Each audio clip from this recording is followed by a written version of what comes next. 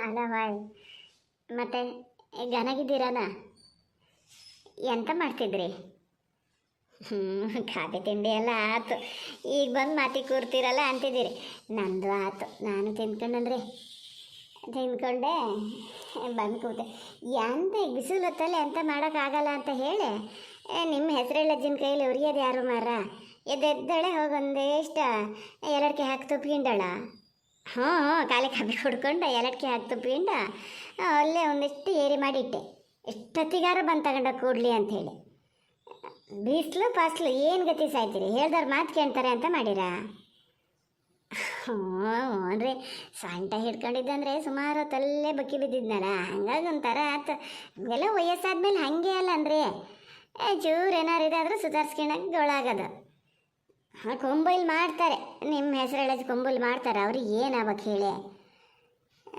ಸಾರು ಮಾಡೋದು ಹಾಗೆ ಎಲ್ಲ ಸರಿ ಆಯ್ತು. ಆ ಪುಳ ಹುಡುಗೋಗಿ ಹೇಳೋದು ನಾನು ಹೇಳಿದೆ.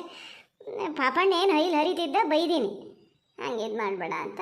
ಹಂಗೆ ಮಾಡ್ಕೊಂಡು ಹಸು ಆಗಿತ್ತಲ್ಲ, ಏರಿ ಹೊಟ್ಟದಳೆ ಬಂದ ತಿಂಡಿ ತಿಂದ್ಕೊಂಡು ಬಂದು ಕೂತ ಇಲ್ಲಿ ಮಾತಾಡೋಣ ಅಂತ. ಹಾಂ ಯಾರದ ಒಂದೇ ಕಟ್ಗೆ ಕಡ್ದು ರಾಶಿ ಹಾಕ್ಕೊಂಡಿದ್ರಿ, ಇನ್ನೂ ಒಳಗೆ ಕುಡ್ಕೊಂಡ್ಲನ? ಹ್ಞೂ ಮರ, ಹ್ಞೂ ಹೆಸರು ಹೇಳಜ್ಕೇಂದ್ರ ಮತ್ತೊಂದು ಸತಿ ಕೂಗಕ್ಕೆ ಶುರು ಮಾಡ್ತಾರೆ. ನೀವು ಹೇಳೋ ಸುಳ್ಳೇನಲ್ಲ. ಕೊಟ್ಟಿಗೆ ತಂದು ಮನೆಗೆ ಹಾಕಿಂಡು ಪಾಪಣ್ಣ ಟಿಲ್ಲರಲ್ಲಿ ತಂದು ಹಾಕಿ ಸುಮಾರು ದಿನ ಆಗಿತ್ತು ರೀ. ಅಲ್ಲಿ ಕೊಟ್ಟಿಗೆ ಕೂಡಕ್ಕೆ ಒಂದು ಕೆಲಸ ಆಯ್ತು. ಎಂತ ಮಾಡ್ತೀವಿ ಗೊತ್ತಾ ನಾವು?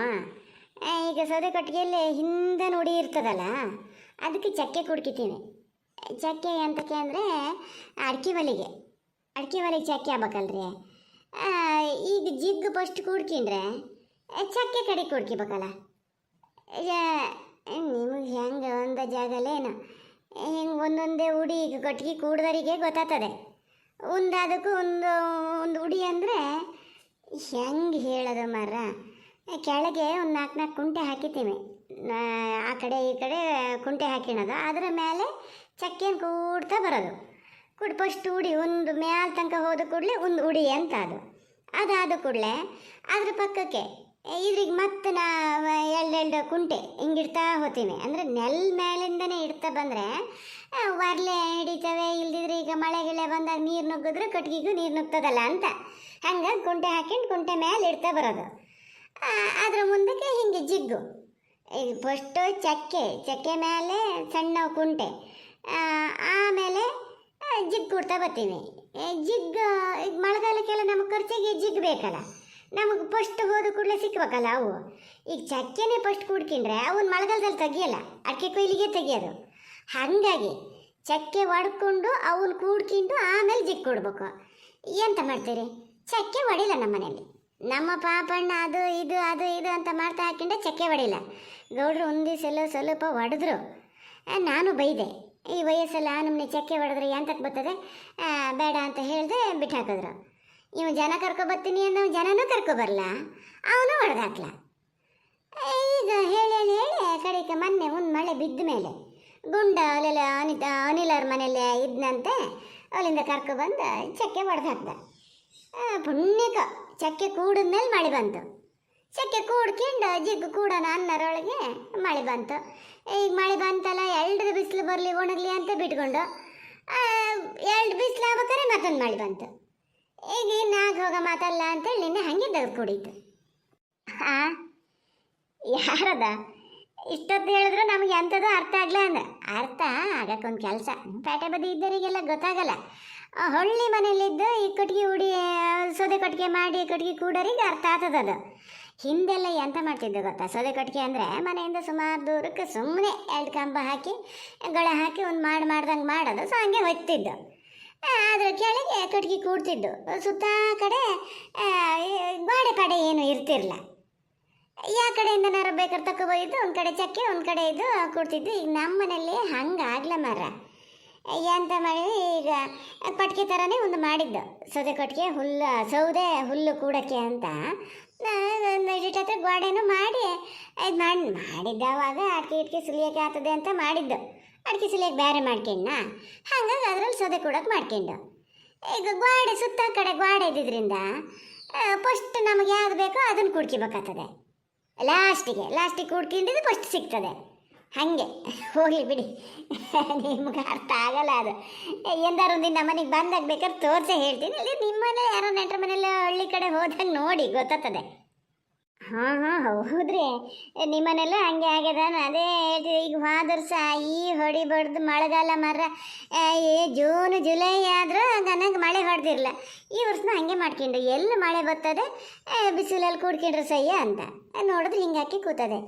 ಎಲ್ಲ ಹೇಳ್ತಾರೆ ಈ ಸತಿ ಇದೇ ಮಳೆನೇ ಹಿಡಿತದೆ ಅಂತಾರಪ್ಪ. ಹಂಗೇನಾರು ಹೇಳಿದ್ರೆ ನಮ್ದು ಒಂದು ಕೆಲಸ ಆಗಲ್ಲ, ದರ್ಗಿನ ರಾಶಿ ಚೂಪಾಗಲ್ಲ, ಅದಲ್ಲೇ ಬಿಟ್ಕೋತದೆ. ಈಗ ಚುಪ್ಪ ಮಾಡೋಕೆ ದೊರ್ಗುಡ್ಸಂಗೆಲ್ಲದೆ ಅಡ್ಡಲ್ಲಿ ಹೊಗಿನಲ್ಲಿ ಬೀಳ್ತಾ ಇದ್ದಾವೆ, ದೊರ್ಗುಡ್ಸೋದು ಎಲ್ಲಿಂದ? ಏನು ಕತೆ ಆಗ್ತದಪ್ಪ. ಟಾರ್ಪಲ್ಲೇ ತೆಗೆದು ಮುಚ್ಚೋದು, ಚುಪ್ಪ ಮಾಡೋದು ಇಲ್ಲ, ಎಂಥದ್ದು ಇಲ್ಲ ಅಂತಿದ್ದ ನಮ್ಮ ಪಾಪಣ್ಣ. ಇನ್ನೇನು ಮಾಡ್ತಾನೆ ಮುಂದಿನಿಂದ ಅದಕ್ಕೂ ಒಂದು ಮಾಡ್ಕೊಬಿಟ್ರೆ ಅತ್ಲಾಗ ರಗ್ಗಳಿಲ್ಲ ಅಂಥೇಳಿ ಅದೇ ಜ್ಞಾನ ಮಾಡ್ತಿದ್ದೆ.